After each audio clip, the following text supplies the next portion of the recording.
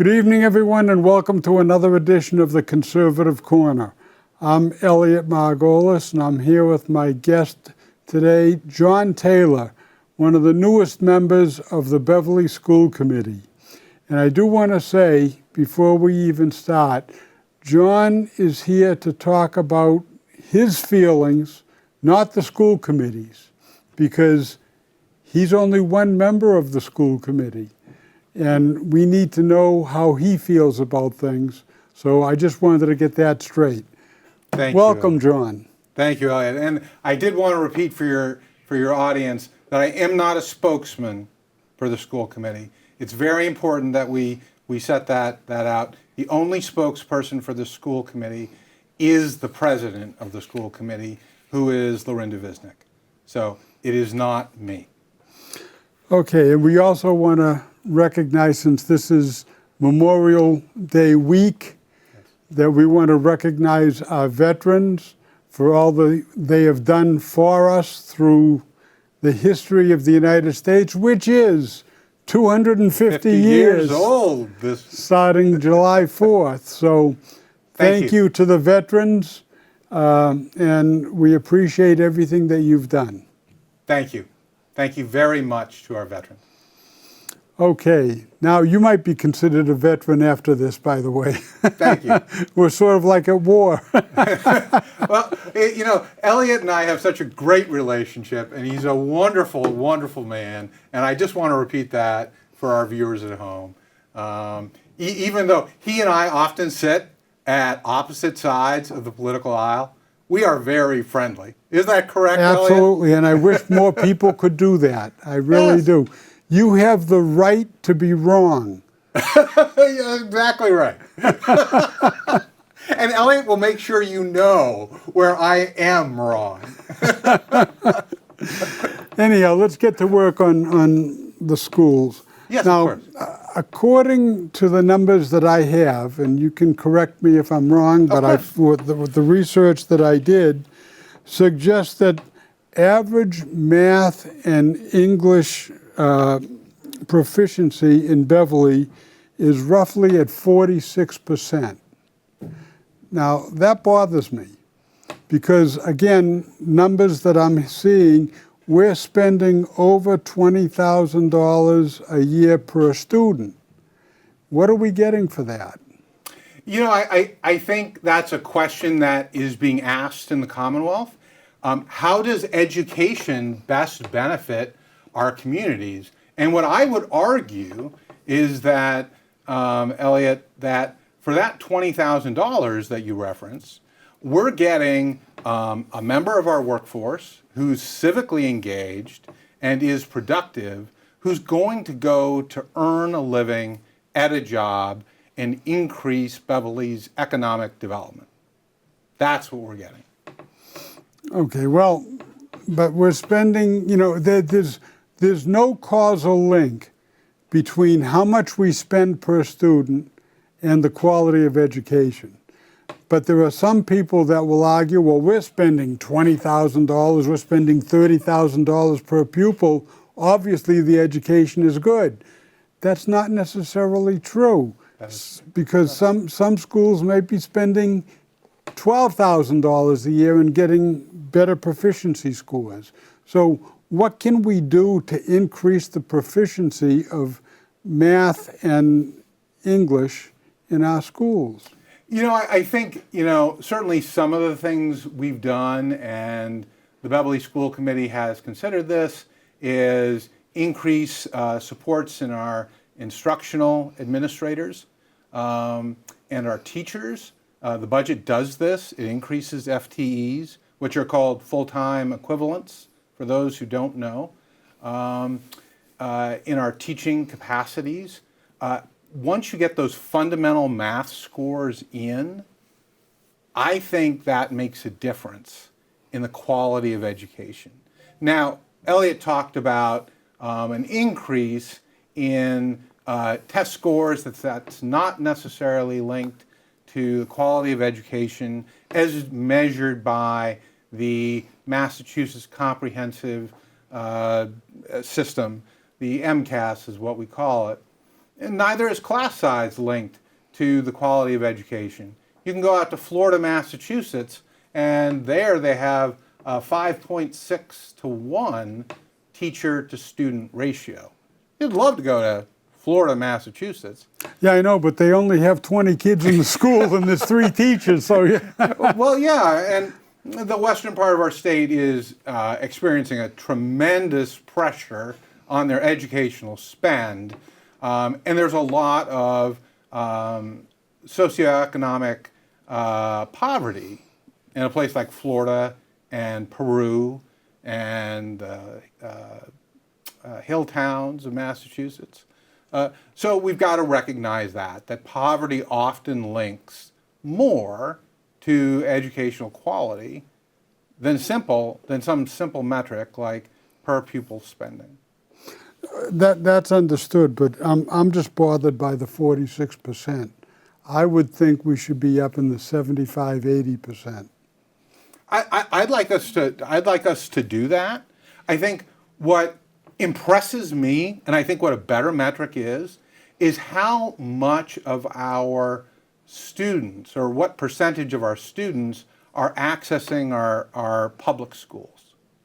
So in Beverly, because that tells you what your customer base, right, is accessing your business. And in Danvers, it's a lower amount. Only 80% of their children access their public schools. And that's driven by parents. So that's your target market if you're a business.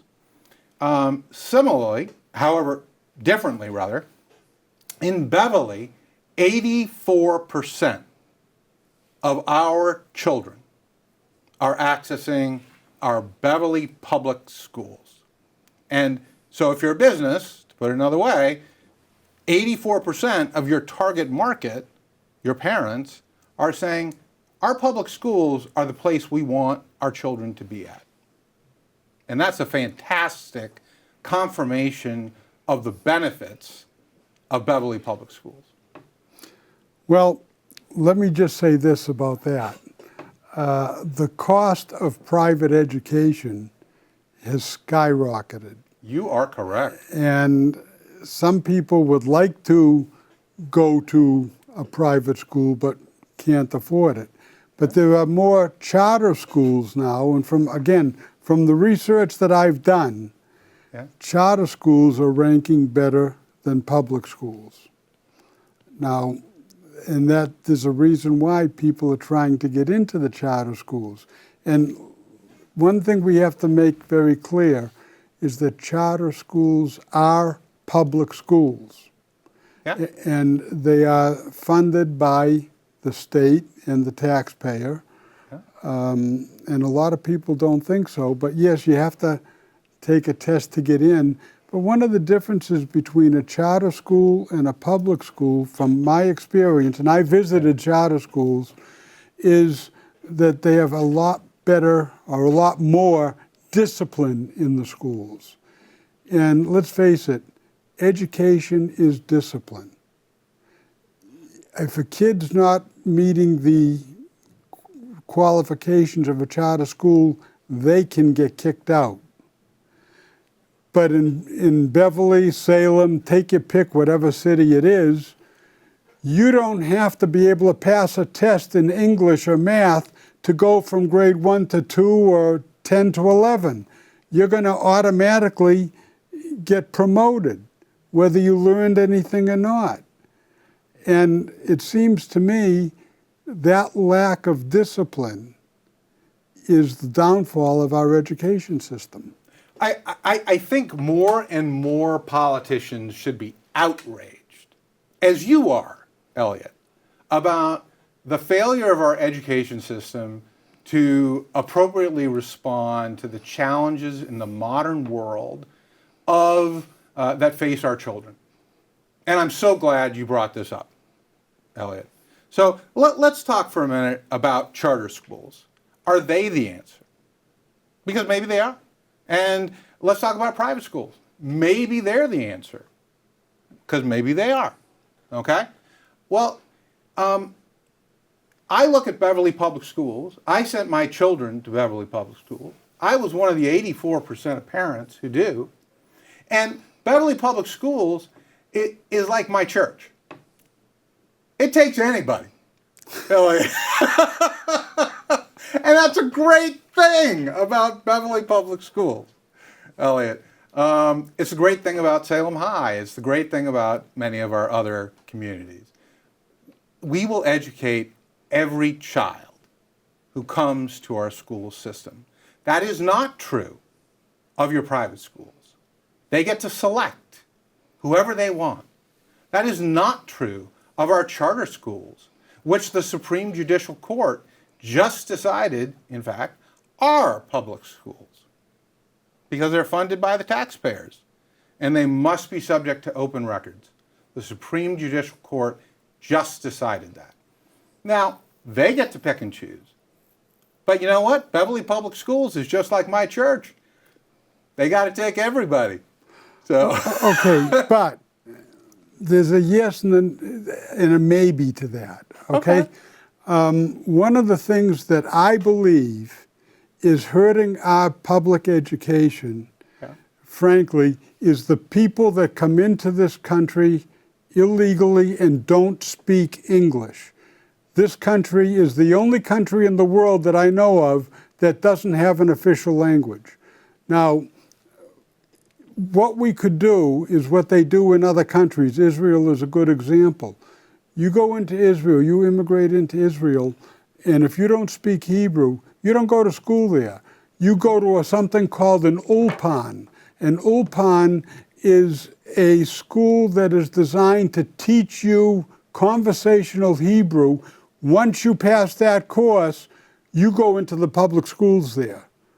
Oh. Because right now, we have too many teachers trying to deal with kids that don't speak English, which means the kids that do speak English aren't getting the education or the time that they need. And if we had something like an ulpan to teach the kids English first, and let's face it, kids can learn languages a heck of a lot quicker than you and I.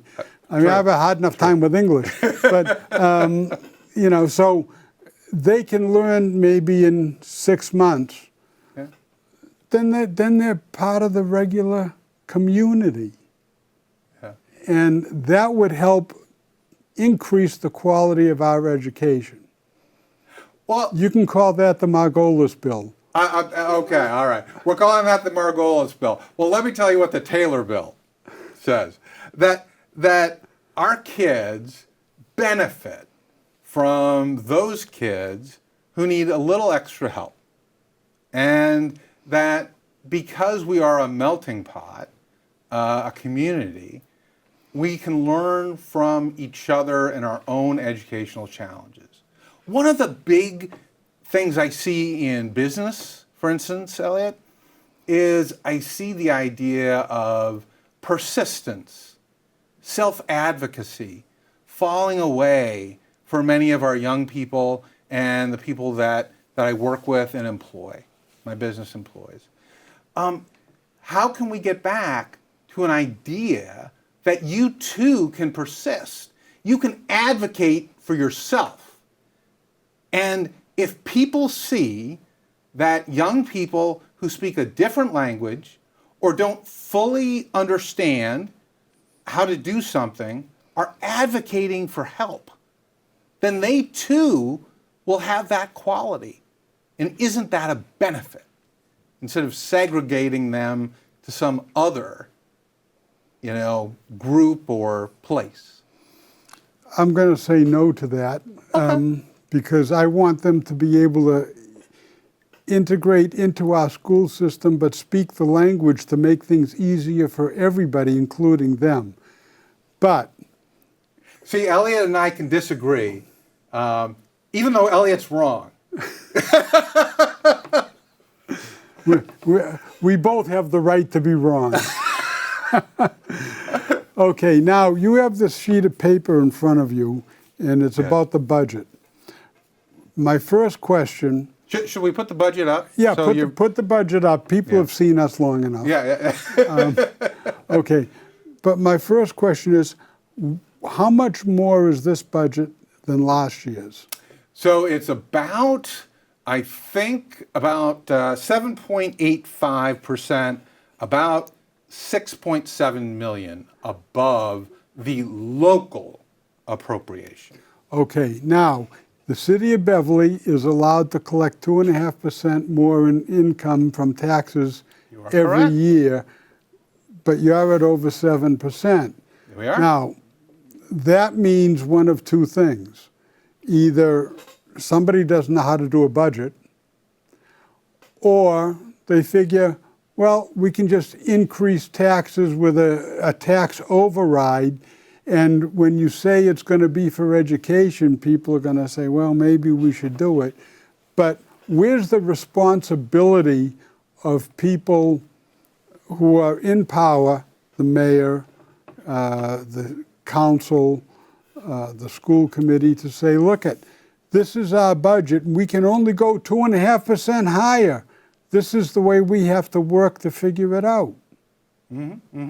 Now, I think, looking at that budget, I have a couple of problems with the budget.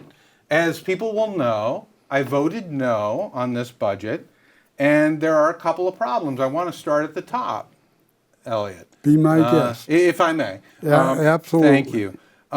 So we talk at the top about a $2,000, it's about the third or fifth line down, a $2,000 increase to preschool peer tuition. Comes out to about $100,000. But we know, Elliot, that if we start teaching kids early, they learn better. That they don't have challenges that new teachers in first and second grade have to handle. So why are we increasing our budget like that? Then I'd like to go to another part of the slide, if I may, and I'll share that with you. The other thing I want to point out is there doesn't seem to be any addition to our Cove classrooms. What's going on with that? I represent Ward 6. Cove is in Ward 6. Cove is in Ward 4. It's located in Ward 4, but many of our Beverly Farms families Okay. are districted to Cove. Okay. And so we really need to have a conversation about what's going on there. Yeah. Okay? And I'm glad to see that BMS and Centerville, that SSP para has been put back in. Now, Elliot, can I talk about the long-term trajectory of this budget? Please. Okay. So I also voted for this budget or voted against this budget because I believe this budget is unsustainable, Elliot, to your point. Okay? We face a $3.9 million deficit right now. This is unsustainable. We're going to hire all of these teachers and professional educators. And then in FY28, I'm going to keep on going, we face a $7.1 million deficit. In FY29, these are not cumulative deficits. These are individual by year deficits. In FY29, we face a $10 million deficit. And in FY30, we face a $13.6 million deficit. So, Elliot, I would submit to the citizens of Beverly that we will end up laying off a portion of these teachers. So are we being irresponsible as a city? I think so for a number of reasons. You're going to probably disagree with me on this, but one of the one of the reasons I think President Trump has been successful is because he's a businessman, not a politician.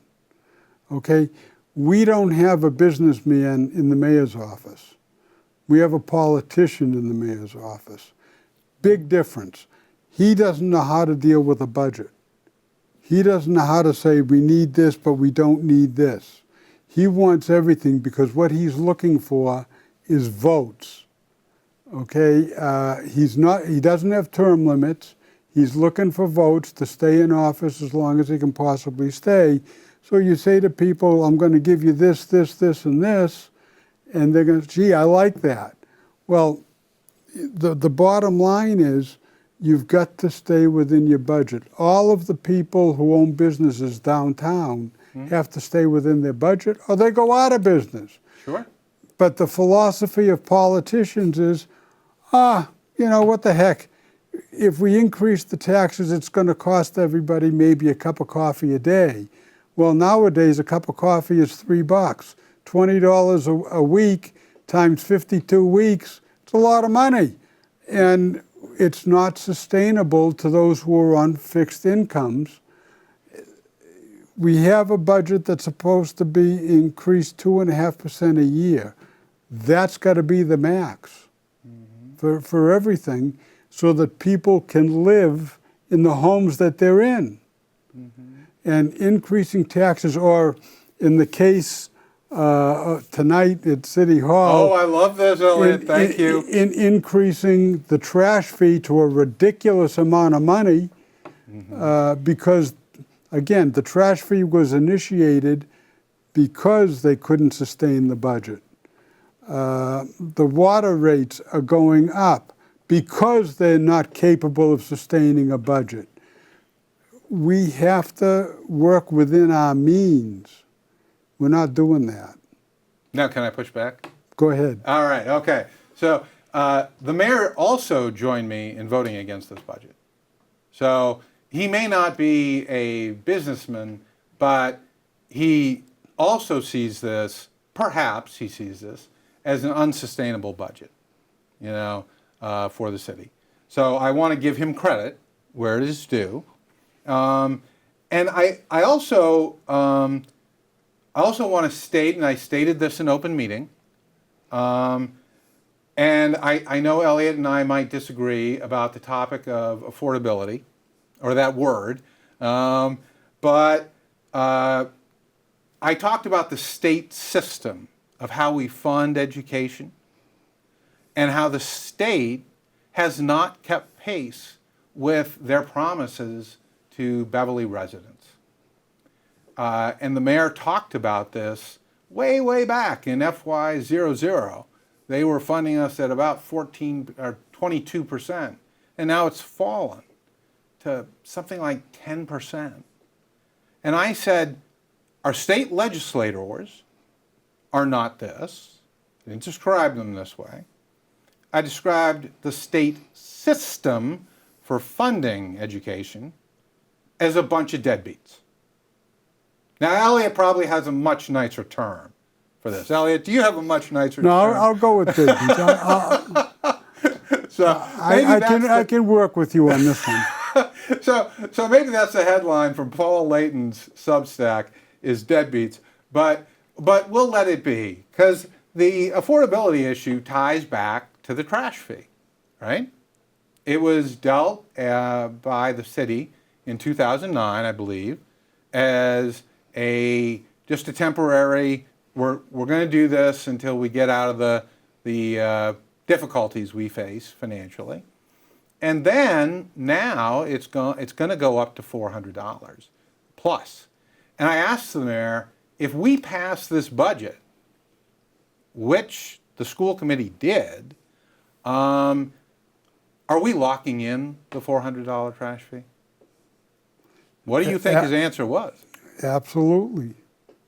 Absolutely. There's, you have to pay your employees, but employees have to know, for instance, the most we can give you is like a 2% increase in pay, period.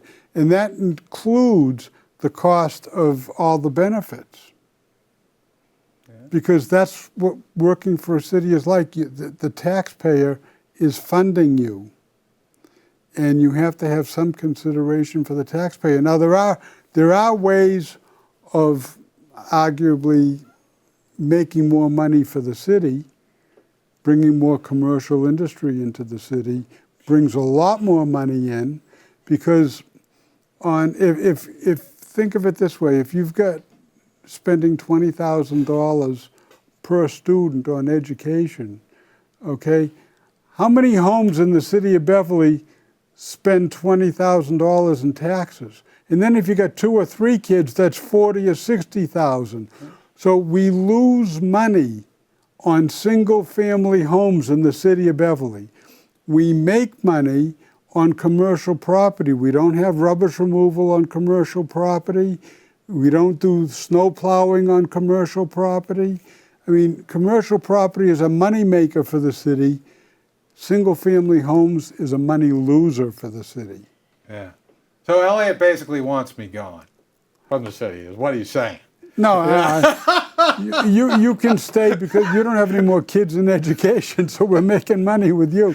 But, no, but I'm just pointing out the facts. Yeah, no. And those are facts.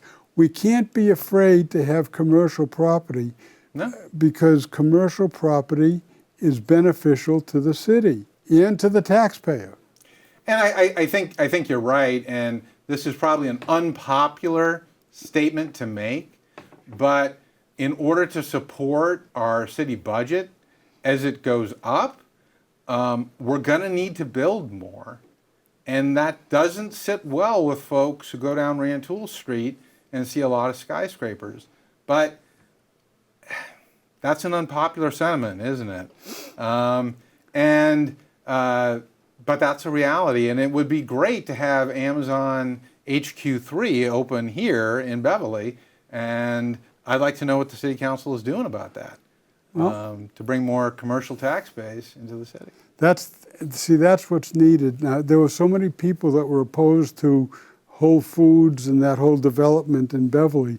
That's where we make money, you know, and it's just, you have to, the city has to have at least 30% of its property as commercial. Yeah, you're right. To support our schools, to support our education, to support our families, and to support our children, we need business, we need a tax base which supports us. Those are unpopular statements, but that's a reality. And think of it this way, and then we have to close up, but it's the businesses in town that support Little Leagues, support Boy Scouts, Girl Scouts, and all the kids get benefits from the businesses.